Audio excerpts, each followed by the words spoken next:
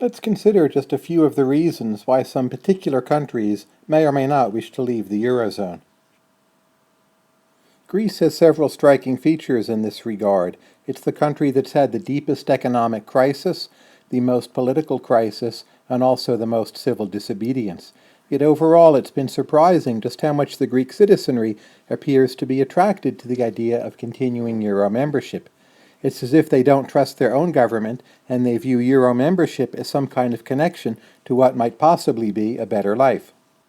There are two primary scenarios for Greece leaving the Eurozone. The first is that they cannot meet the continued conditions for getting aid from the rest of the European Union and IMF. The aid is cut off, and then to pay the bills, they essentially have to introduce some kind of paper scrip or new currency to pay their state employees and to pay their pensioners. The second scenario is not so much that Greece leaves the euro explicitly, but rather that due to bank runs and capital flight discussed in some of the other videos, well, the euros leave Greece, whether or not there's any political decision, and then at some point the Greek government again has to resort to printing scrip to pay its bills. What's striking and special about Ireland is just how high the per capita debt burden is. The financial crisis hit Ireland early on, and in response, the Irish government guaranteed the debts of all of its banks. This was a phenomenally high sum, and it remains to be seen whether Ireland as a whole can ever pay this amount off. There's a general expectation that once perhaps Greece, Portugal, and Spain are in some manner taken care of, that the Irish will see debt relief. This may or may not happen, but if they don't, it really is a serious question how Ireland will be able to keep on going without defaulting. In any case, the Irish have had relatively strong export performance. They view themselves as economically tied to Northern Europe. There hasn't been a lot of civil disobedience, and in general, the Irish will to stay in the Eurozone is seen as fairly strong. The Portuguese economy is currently in deep trouble. It is scheduled to shrink by about 3% in the year 2012, and unemployment is now over 15%. Perceptions of where Portugal stands have been changing quite recently.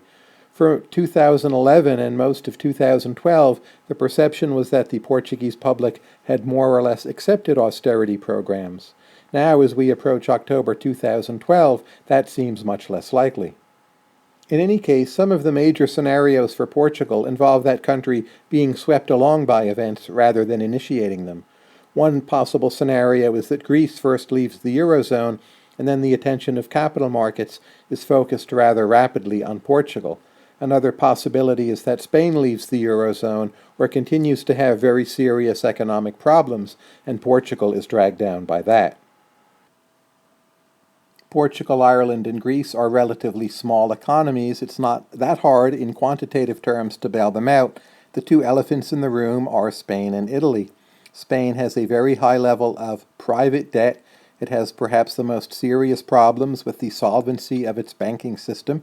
It has the most serious fiscal problems within the country because a lot of the provinces have heavy debts and the federal government is responsible for those, and at the same time those provinces want to have more fiscal autonomy.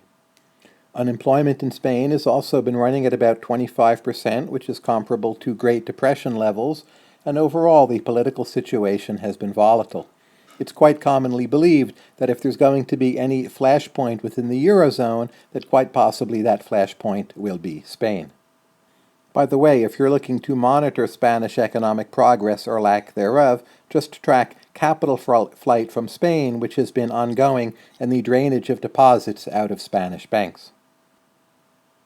Italy is the other large economy in the Eurozone, which is in potential trouble, but its issues are very different from those of Spain. A lot of the Spanish issues are quite short-term. The Italian issues are mostly long-term. The level of private debt in Italy is quite low. Large numbers of families own their own homes.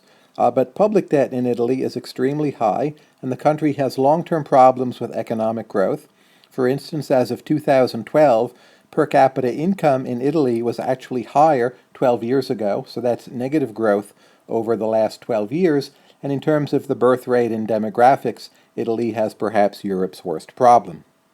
The Italian government has talked a lot about structural reform, but not very much has been done. Economic growth remains sluggish. One of the problems in Italy is that a lot of the corruption and a lot of the inefficiencies are at state, local, and provincial levels, and they're not that easily reformed by kind of a big bang from the top coming down.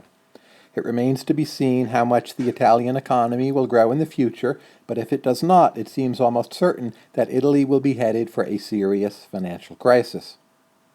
Note, by the way, that Italy is not currently receiving aid from the Eurozone or IMF, and it's not really on the verge of having to receive aid. Some people have argued this makes Italy more likely to be the first to leave the Eurozone. So, for instance, if Greece were to leave, they would lose a lot of aid, which they value. But if Italy were to leave, a kind of attitude, get out while the going is good, they wouldn't lose any aid at all, and perhaps in some ways that makes this for them a greater temptation. The Finns are not facing any kind of immediate financial crisis, yet there has been a lot of talk in Finnish politics about whether Eurozone membership is justified. The logic here is pretty simple. Finland is in part on the hook for various bailouts to other countries, yet it's not always clear to Finland what it gains from Eurozone memberships. Just to consider trade networks, Finland trades less with the other Eurozone nations than do other Eurozone members, and Finland trades more with Russia and to some extent the rest of the world. So it's possible that Finland could simply decide it's had enough and leave, and Finland is one country which could leave without this occasioning some kind of financial crisis within Finland. They don't seem on the verge of doing this, but nonetheless, many people have looked toward Finland as one possibility as the first country to leave the Eurozone. Which other countries might be first or early leavers of the Eurozone? Well, there's always Malta and Cyprus, but in economic terms they're quite small, and even if they left, it probably would not be a major economic event. Germany and France appear quite committed. Could Belgium split up, and through that matter, part of Belgium would possibly leave the Eurozone? Maybe, but it doesn't seem to be on the horizon. In any case, history is full of surprises, so we need to give all of the Eurozone countries close consideration, but I've discussed just a few of the scenarios which I think are most likely and tried to explain why.